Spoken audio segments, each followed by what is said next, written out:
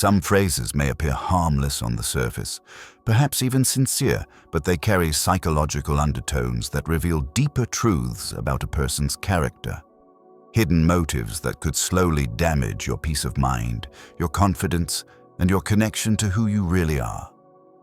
Carl Jung, the renowned psychologist, understood that our unconscious mind, what he called the shadow, often reveals itself through our words and actions. When someone speaks from their unhealed shadow, they're not just communicating, they're revealing their internal wounds that could become your emotional burden.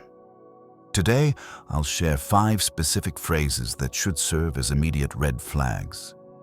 This isn't surface-level dating advice. This is about recognizing when someone's psychological darkness is about to entangle your peace of mind. As the Stoic philosophers taught us, sometimes the wisest action is to step away before the damage begins. These phrases carry psychological significance that extends far beyond their literal meaning. Overlooking them could lead you into a dynamic where you gradually lose yourself while attempting to heal someone who isn't ready to heal. No woman who values her emotional well-being should carry the weight of another person's unresolved shadow. I'll not only help you identify these warning signs, but also show you how to respond with wisdom and strength. Let's begin. Phrase 1. I am who I am. Take it or leave it. This phrase might initially seem like confidence or self-acceptance, but listen more closely. When used to justify problematic behavior, this phrase reveals one of the most concerning patterns in relationships. Jung emphasized that genuine personal growth requires confronting our shadows, not hiding behind them. When someone uses this phrase to avoid accountability, they're not showing authenticity. They're demonstrating a commitment to their dysfunction.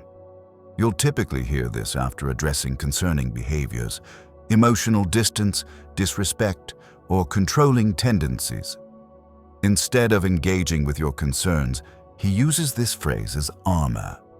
But what he's actually communicating is, I refuse to evolve, and you must adapt to my limitations. Jung's concept of individuation, becoming our most conscious, integrated self, requires both partners to be committed to growth. This phrase signals someone who has abandoned that journey entirely.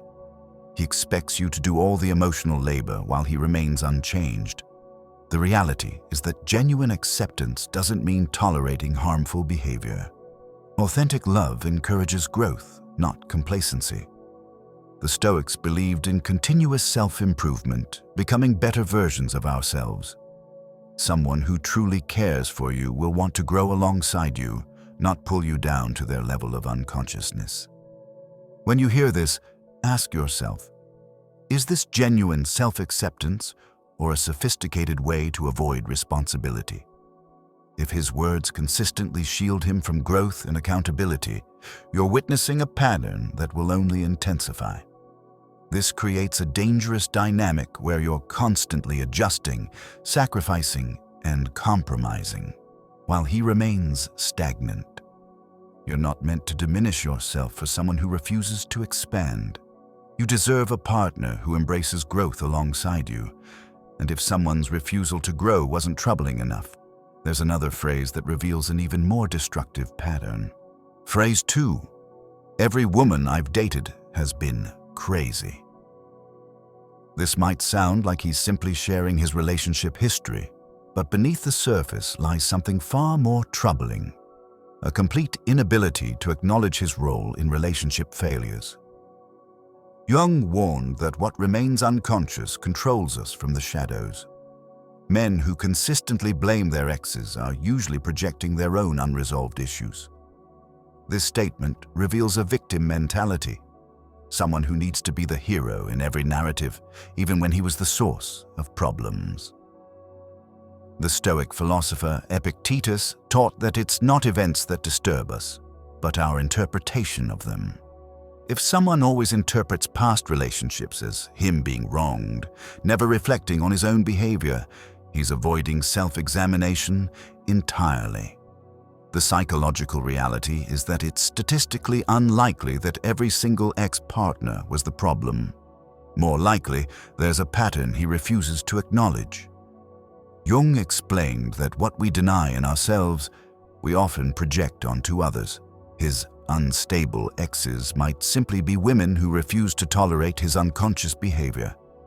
This mindset is dangerous because it shows someone incapable of learning from experience. He'll repeat the same unconscious patterns repeatedly, blaming each new partner when things inevitably deteriorate. Eventually, you'll become the next unstable ex in his story. Being with someone like this is exhausting. You'll find yourself carefully managing your responses, trying to be the exception who doesn't trigger his patterns. But you cannot heal someone who doesn't recognize they're wounded. You cannot build something healthy with someone who refuses to examine their own behavior. A conscious woman must ask, has he ever taken responsibility for relationship failures? Has he shown genuine self-reflection?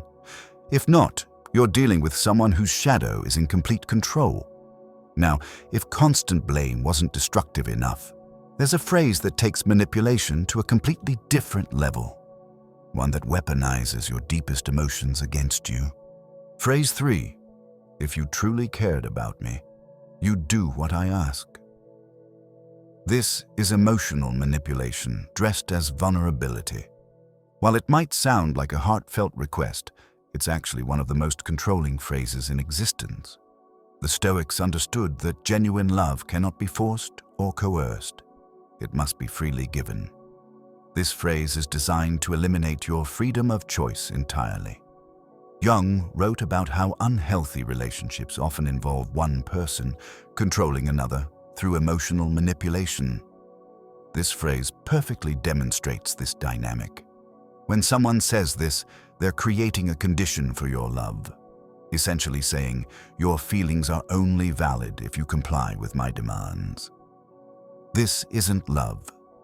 It's control wearing the mask of affection. An emotionally mature person makes requests, not demands disguised as love tests. They understand that healthy relationships are built on mutual respect, not emotional coercion. The most dangerous aspect is how this phrase escalates over time. Initially, it's small things. If you cared, you'd respond to my texts faster. Then it grows. If you cared, you wouldn't spend time with your friends. Eventually, you're making decisions based on fear of disappointing him rather than what feels right for you. Jung taught that authentic love supports individuation, your journey toward becoming your fullest self. This phrase does the opposite, slowly eroding your autonomy until you're unsure if you're acting from love or fear of losing his approval. The response to this manipulation is simple but powerful. Stand firm in your truth. Someone who genuinely loves you doesn't need to guilt you into compliance. They listen, respect your boundaries, and value your autonomy even when they disagree with your choices. What he's really saying is, your love should eliminate your ability to say no. That's not love. That's possession. A woman who knows her worth will never trade her freedom for conditional affection. But if you think emotional blackmail is damaging, there's another phrase that's even more devastating. One that strikes at the very core of who you are. Phrase 4. You're just not meeting my needs. These words can feel devastating, designed to make you question everything about yourself and your worth. But Jung understood something most people don't. When someone tells you that you're inadequate, they're not talking about you at all. They're projecting their own inner emptiness, their unhealed wounds, their desperate need for control. Jung explained that we often criticize in others what we cannot accept in ourselves. A man who consistently makes you feel inadequate is really trying to manage his own feelings of inadequacy by diminishing you. It's psychological projection at its most destructive. This phrase is particularly dangerous because it creates an addiction to his approval. Suddenly, you find yourself trying to become adequate, working harder, giving more, changing yourself to meet his ever-shifting standards. But here's the cruel reality. The standards will always change. Today, you're inadequate for one reason. tomorrow it will be something else entirely. The Stoics taught that our worth is not determined by others' opinions, but by our character and actions. Marcus Aurelius said, "We should not let another's soul rule over ours." Yet that's exactly what this phrase is designed to do. Make his judgment the measure of your value. Someone who truly recognizes your worth doesn't need to diminish it to feel powerful. They celebrate your strengths, support your growth, and make you feel valued for who you are, not who they think you should become. When you hear these words, understand that you're not receiving constructive feedback. You're dealing with someone whose own shadow is so unhealed that he needs to tear you down to feel secure. His insecurity isn't your responsibility to fix, and his emptiness isn't yours to fill. The most empowering response is to remember who you were before you met him. Remember your strength, your accomplishments, your inherent worth that exists independent of anyone's validation. You were always enough. You just got involved with someone too unconscious to recognize it. And speaking of unconscious behavior, there's one final phrase that might be the most insidious of all, because it sounds like freedom but feels like a prison. Phrase 5.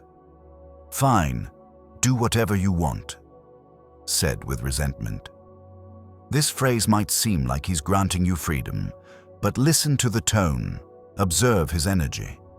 When these words are delivered with coldness, sarcasm, or passive-aggressive resentment, you're not being given permission, you're being set up for an emotional trap.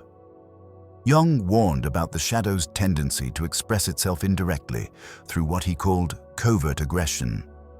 This phrase is a perfect example. He's not actually saying what he means, but he expects you to decode his real message.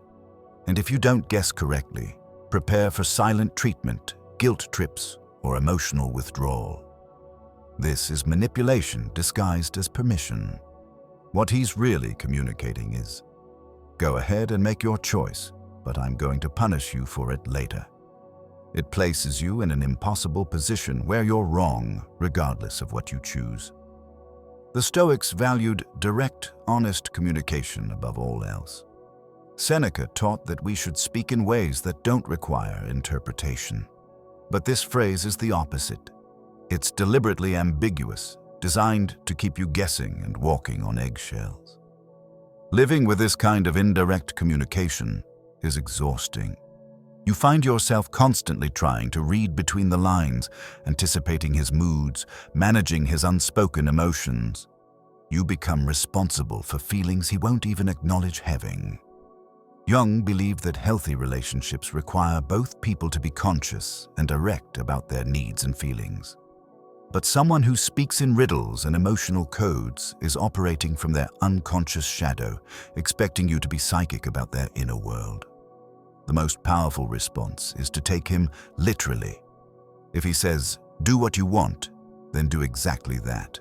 Don't try to decode hidden meanings or manage his unspoken resentment.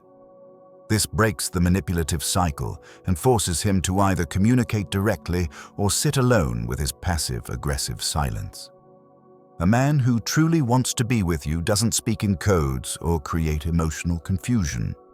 He shows up with clarity, honesty, and the courage to say what he actually means. As we conclude this exploration, remember this: your inner peace is built when your thoughts, words, and actions align with your deepest values. These 5 phrases we've discussed aren't just relationship red flags. They're warnings that someone's unconscious shadow is about to become your conscious burden. The truth is, you're not here to heal broken men who refuse to heal themselves. You're here to share your journey with someone who walks beside you in consciousness, not someone who drags you into their unconscious patterns. I want to ask you, how many of these phrases have you encountered in your own relationships? Have you been overlooking these warning signs or questioning your own reactions to them? Share your experiences in the comments, because recognizing these patterns is the first step toward reclaiming the inner strength and wisdom you've always carried within you. If this video helped you understand the deeper psychology behind these red flags and reminded you that your intuition is more powerful than you realized, Then like this video and subscribe for more insights into protecting your emotional well-being through Jungian wisdom. Remember, protecting your peace isn't selfish. It's self-care at the highest level. A woman who knows her worth will always choose growth over stagnation, clarity over confusion, and authentic love over emotional manipulation. Stay true to yourself, even when everything in you wants to stay and fix what cannot be fixed.